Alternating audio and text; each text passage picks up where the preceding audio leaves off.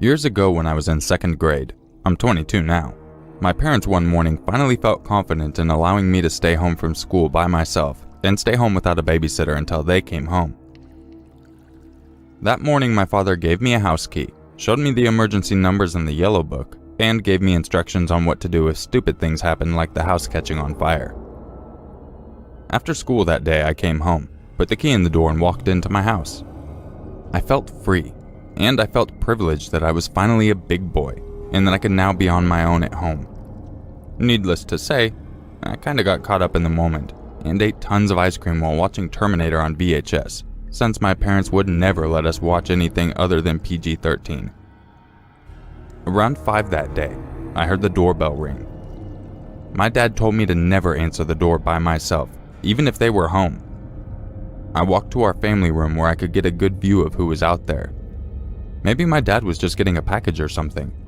He did always enjoy ordering things online. I saw a middle-aged man standing in a dark blue jacket that I've never seen before. He rang the doorbell again, and I expected him to leave after no one answered. After a third ring, I saw him walk down the steps and I assumed he was leaving.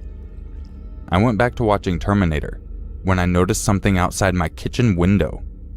The man was in our backyard for some odd reason.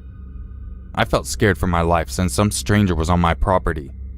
I ran under the kitchen table and grabbed the cordless phone from the counter and proceeded to call my dad's work number. My dad answered, and I exclaimed how a strange man was in the backyard and was now proceeding to try and open the sliding door.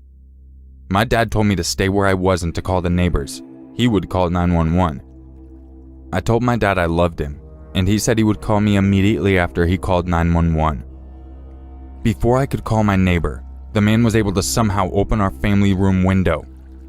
I feared for my life and ran to the bathroom and locked the door and called our neighbors. After 30 seconds, I hear my neighbor running through our house, shouting my name to see if I was okay. She said that she saw no one in the house, and we stayed in the bathroom until the police arrived.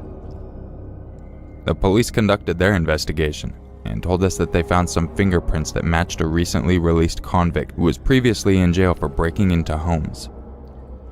After that day, my parents did not leave me alone without a babysitter until I went to high school.